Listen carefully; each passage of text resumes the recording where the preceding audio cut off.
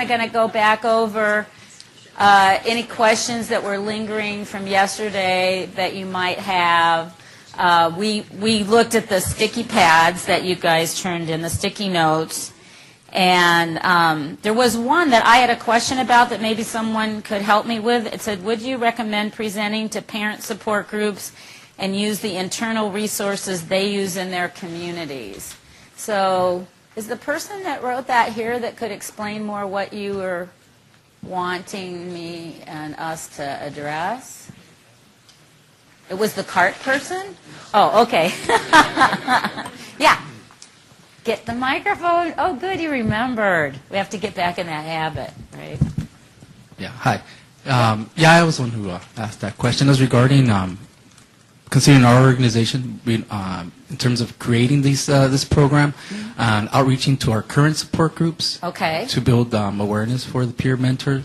We have a parent support group that meets once a month, so that question was aimed at that as working with the parents, maybe finding interest in that. Basically just looking towards our current support groups and making presentations. And is your parent, are they parents of adults or parents of children or both? I believe both. And what I understand, the parent support groups, they already have current resources in some of our cities that they organize around, maybe like support groups, and they attend our center once a month as well. So I think there's potential reaching out within like the communities. That'll help get you referrals. And I think that when you, always you want to use the resources that you have, both to advertise your program from both sides, the mentor-mentee side, and you'll have to make some decisions if parents want to mentor other parents. I just would recommend you finding out what your parent training and education center is, because all states have them, and that is really part of their job for parents. But like raising special kids, you can hear it, right? I mean, when we heard them name it special, it used to be called Pilot Parents. We were, we're friends, but there's this typical thing between adults with disabilities and parents of children with disabilities that goes on. I see a couple nods. Anybody else know what I'm talking about? The kind of conflict that's in there. I was a child of parents with a mental health disability. I grew up with the chronic health issues.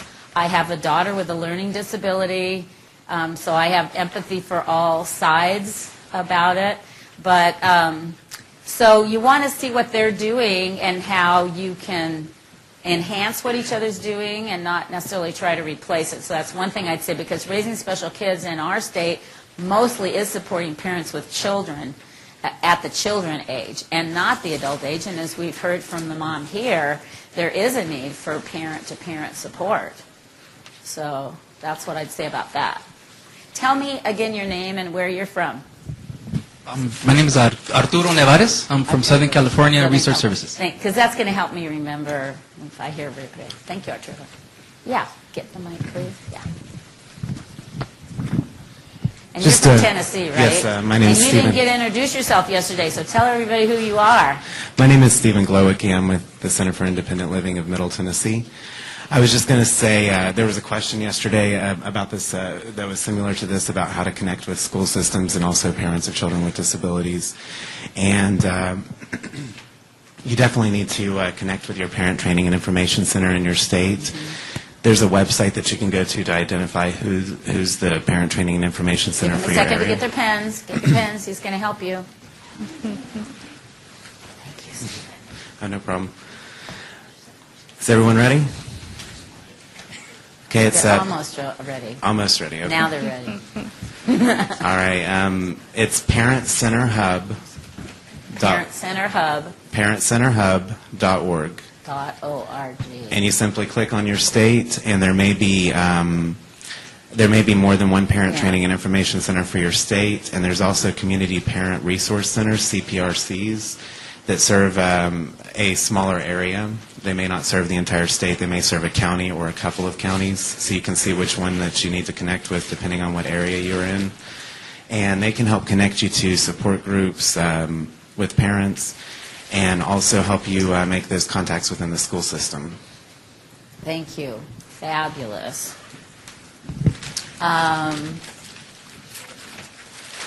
Okay, here's one. Regarding staff training on the subject, would an LCSW, which is a licensed social work, be a good resource to use at our center in terms of presentations, et cetera, also to help understand mandated reporting? That's absolutely true. I have a master's in counseling from the Counselor Education Department at ASU. What's her name? April. April. Sorry, my brain just went totally. Where am I? What city is this? April, and then another one of my staff members that runs the This Is My Life outreach self-advocacy to DD folks have MSWs, Masters of Social Work, and we often notice what's different because they are on the button about these kind of mandated reporting and boundary issues in a way, at least, 30 years ago when I got my counseling degree, they were not. They are much more now. Counseling has changed a lot in the last 30 years about accountability and that kind of thing. There was some really not so okay things going on with poor boundaries back in the day when I got trained. Of course, I'm an Esalen, Big Sur girl, so what can I say? I grew up in the San Francisco Bay Area. That's all. I won't say anymore. So I know what not to do. But she knows what to do. And so she's really helped firm up that piece of the program for accountability and safety issues.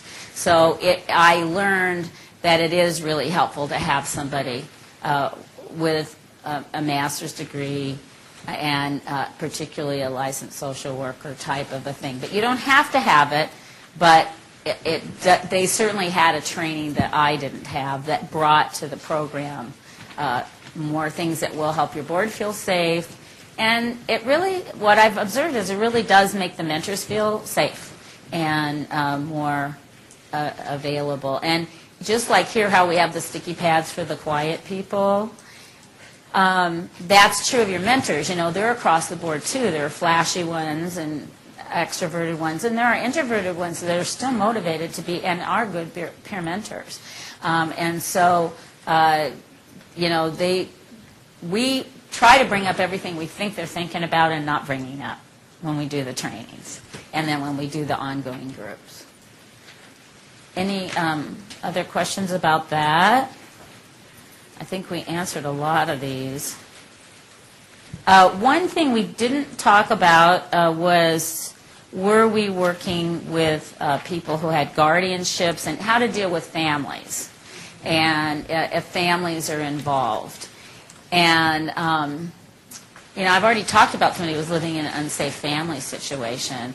And I have a longtime friend who is quadriplegic, and she got her injury when she was 18, driving in a van after a party with her teacher drunk driving.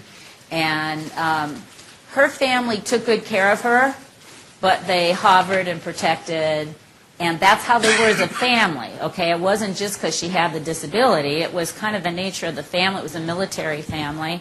Their dad had been in the military. So one of her heart's desires is to talk to parents about what their newly injured teenagers need to help them through that transition and into adulthood. And that was one of the videos I was brewing up on the plane coming here the other day. So families have to be taken into consideration if they're involved now. So definitely we try to have the mentor not be the one deal with the families, but the staff. Remember, that person that's getting mentoring has a staff person that's working with them. And that's part of their goals, is to work with the parents for the most part, wouldn't you say? Well, yeah, I think so. And occasionally, we might have a family, we know they're really supportive, and they understand, how to be there for their child. And so I remember a match where we knew that it was going to be hard for the mentee to remember that they were meeting and to schedule paratransit. And so the mentor would call and talk to the mentee about meeting, and then the mentee said, now let me get my mom before we hang up. And so then she would give the information about the meeting, and the mom would help arrange transportation. So as long as the mentor knows the boundaries there up front and understands a little bit about the dynamics of the family, we usually can navigate that pretty well. And, even I went into a meeting with a staff person a couple months ago, and the mom and dad were there, and they didn't even have the individual with them. The person. Yeah, we've had that for benefits counseling, too. So, I really did get grilled about who are these people and what's their background, and I totally got that, and by the time we left, they both kind of went, okay. And so then I kind of was able to explain, this is going to be independent, your daughter will meet with the mentor one-on-one, and then we were kind of able to get them a little bit excited about it. Yeah, since safety as opposed to risk is a parent's primary job, even though we know risk is important, and that's what we so try to convince everybody of in our movement, and the ability to fail. But again, I think all those guidelines that we have and things we can just produce and show them what our boundaries are is very helpful to them. Because that's their role. That is their role. Any other comments or thoughts about that or experiences people have had? Thank you. I have a question. Do you get written permission from the guardian? Yeah, they have to sign It's written. something. Okay. Absolutely. Right, on our application form, you'll see at the bottom that there's a place where the guardian has to give a signature. And even if the guardian signs it, so does the consumer. Yes, they both sign. So that it's a part. So we treat it as a partnership from the get-go.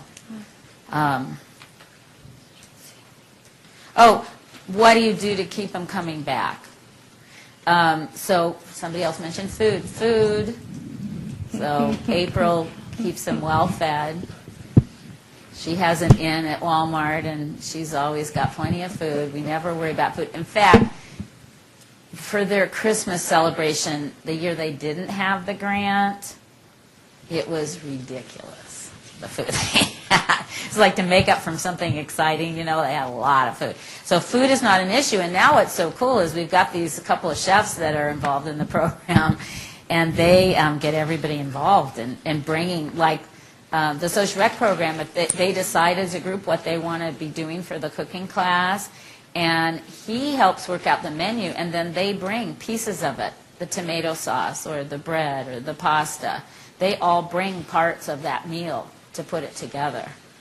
But also, April mentioned in just a passing cards, and how many people here are the kind of people who like to get cards in the mail? So a fair amount of people. Some people don't care. A few latecomers. How many people here are card senders? So what I'm noticing is there's a few more card senders than people who admitted they like to get cards, but they're kind of mostly the same people. People like to get cards. To them, it means you took a minute. And an email is nice. A phone call is very nice, and a card is really nice. And April gets a lot of cards. And she was buying them on her own until I found out she was doing it. Hopefully she's using more ABIL cards now. But so that kind of courtesy thing, when you notice something, and I'll tell you one of the big things that helped me move into leadership in this movement was I was responsible for the bridge, and I do a lot of writing for the newsletter or putting together articles, is every month I used to get a copy of an article I'd write from Justin Dart with a note on it to me. I can't even tell you. I still get, body chills and choked up. For one thing, I've had friends who don't read my articles in the newsletter. I remember when Medicare Part D was coming out, 4 months I wrote articles. And one day I was talking to my friend, and this is a really good friend, not just a little friend. And she said, I don't know what's going on with that.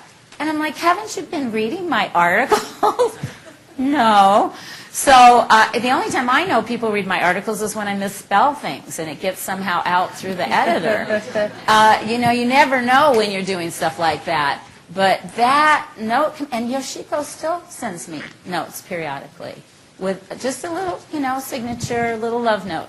So you can't imagine, like, so when April said she noticed that he had, Steve or somebody had done a really neat thing and pointed it out to them. When you're in school, how many of you got things written in red about what you did right?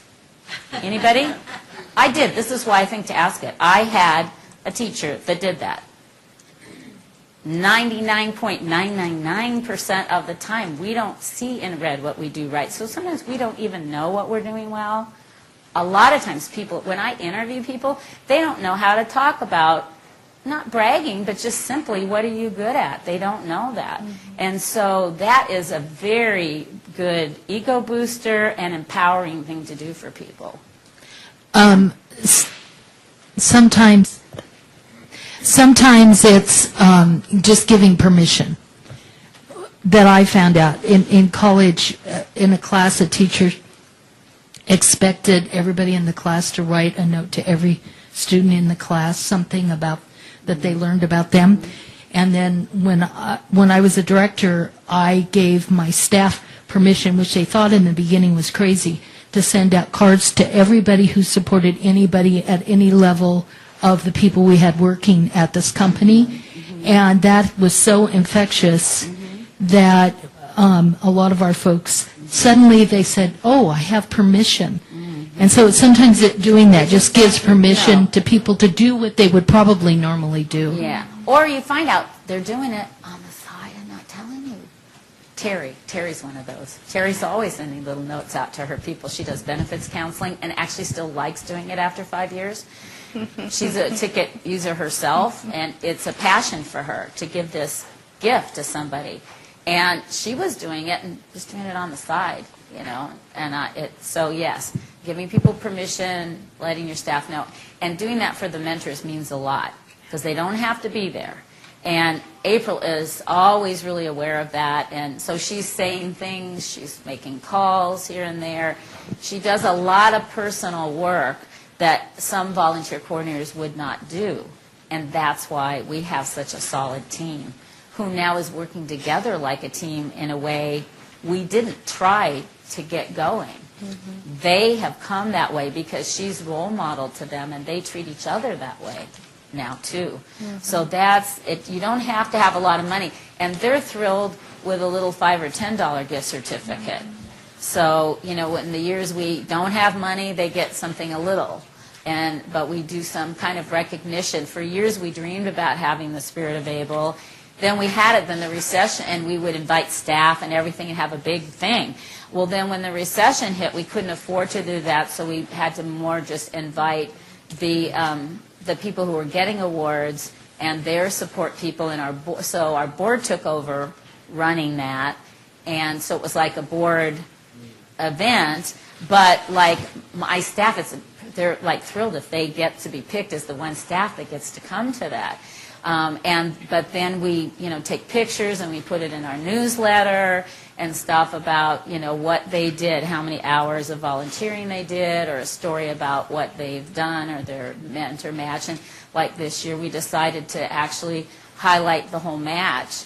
And wow, seeing yourself in print is really a big deal too for people. It means a lot to them. So any of these ways that you can highlight them on your website, you have to have their permission, of course, to do it. In our brochures, they're all over our stuff now, And, women who were embarrassed to have their picture taken, are happy and feel good that they're accepted just like how they are. So photographs can be a big deal.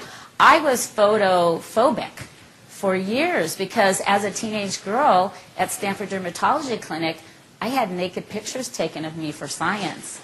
And this was a teaching school, young residents. It was an awful experience for me, okay? I wouldn't let my picture be taken for years. I remember the first time I let somebody actually interview me about what I was doing. Now I'm trying to talk our PR guy into getting me and Representative Mock and a couple of other women leaders that I know, Susan Webb, and get us on the cover of Phoenix Magazine. Stephanie Mock is a legislator who she had an accident and she's a burn survivor. And she just got the biggest bill ever through the state legislature because it changed all the language to get rid of all the handicap language and change it to people with disabilities. And so he's like, I don't know, but I heard about this woman in Australia who was a runner who got caught in a fire. And she was on the cover of Australia's biggest magazine, and she's been being interviewed. I listen to the BBC in the middle of the night, that and sports talk radio, so don't even ask me what I know about sports. And I got inspired, and I'm normally embarrassed, but I am proud. On our website, if you go to our website right now, it's me and Stephanie standing next to each other, you know, as I was giving her award. So that's a big difference. Now, not because I want to do it, but because I know what it means to see us reflected in public, as you all do when you go to movies or whatever, and you say, is that person in a wheelchair really a person in a wheelchair? You know, or that news show on TV with the blind guy, right? That we know isn't blind because we've seen him in so many other TV shows, so there's just no way. So getting reflected is in whatever ways that you can with their permission means a lot to them and really boosts their leadership. I mean, they have gone to a whole nother level as we started to do that, because we finally hired somebody to do marketing and PR when we had the sports center, because that's a business that doesn't run unless you get members, you know. So we needed him, and he was like, we don't want stock photos. We need to really get good photos and redo the brochures, and so they're all movie stars now. You'll see some of them, in fact, during lunch today. We can show you, there was a question about that Medicaid link to the guidelines about peer mentoring reference, and Tim or somebody found that for us, and so we're going to put that up on the screen for you so you can actually see it. Am I blocking your view? I am now. I'll get out of your way. So let me come over here where I can see it, and I'll read it also here. Dear State Medicaid Director, the purpose of this letter is to provide guidance to states interested in peer support services under the Medicaid program. Centers for Medicare and Medicaid Services recognizes that the mental health field,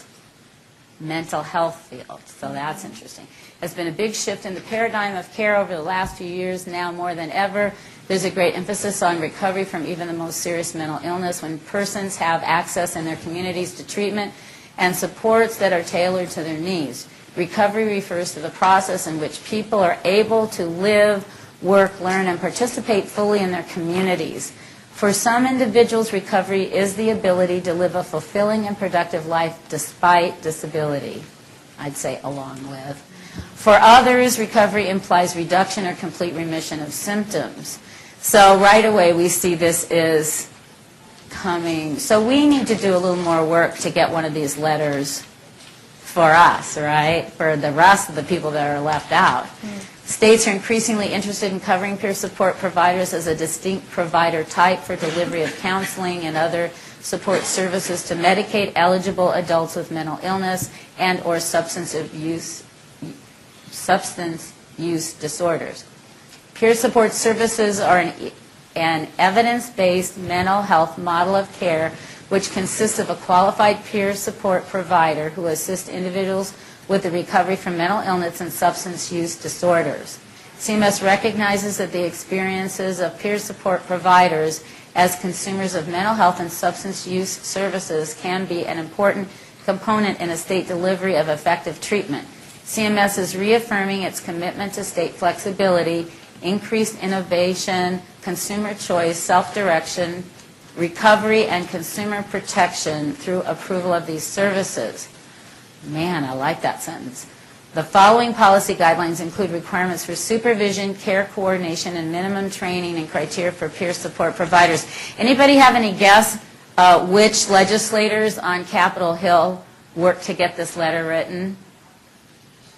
I do not know the answer for sure, but I'll bet you Patrick Kennedy was one of them because he's been a very powerful advocate.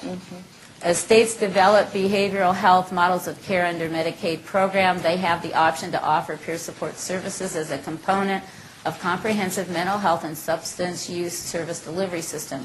When electing to provide peer support services for Medicaid beneficiaries. State Medicaid agencies may choose to collaborate with state mental health departments. We encourage states to consider comprehensive programs, but note that regardless of how a state models its mental health and substance use disorder service delivery system, the state Medicaid agency continues to have the authority to determine the service delivery system and medical necessity criteria and to define the amount, duration, and scope of service. So they're giving the power to the state. They're just giving them permission and the power. States can choose to deliver peer support service through several Medicaid funding authorities and the Social Security Act. The following current authorities have been used by states. So Section 1905, A13, 1915B Waiver Authority, which is what we have, or I don't know if we're a B or a C, and 1915C Waiver Authority. Do you want me to go on, or is that enough? It shows you basically down here, supervision must be provided by competent mental health professional as defined by the state. The amount, duration, and scope of supervision will vary depending on state practice acts, the demonstration of competency and experience of the peer support provider, as well as the service mix. Amina, what we can do is put this on the web page for this training, so folks can read it at their leisure. So could we just go up a second, April? I want to see what number 2 is. So number 2 is care coordination, and then 3 is training and credentialing. So this is interesting. So this is something I don't know if we can go to the states. I'll talk to our Medicaid agency to clarify a little bit. I know that, as I said, they're working to be able to get us to be able to bill for some of these things. So they do have this, I know, in our behavioral health system in Arizona, that because there is this whole credentialing piece of it for somebody they have to go through a training program and all of that to do it, and they have to have so many ongoing education credits and that kind of thing. So interesting, but it is focused on the mental health system. So we may have some advocacy work to do to get that included for our centers, and we certainly have even a longer history of providing peer support. Even if you could get your staff paid for it, right, then you could use the money you were paying your staff without a Part C to pay a volunteer coordinator, if we could get this going. So, any comments, questions, anything else before we get into the meat of the training program today that April's going to provide you with?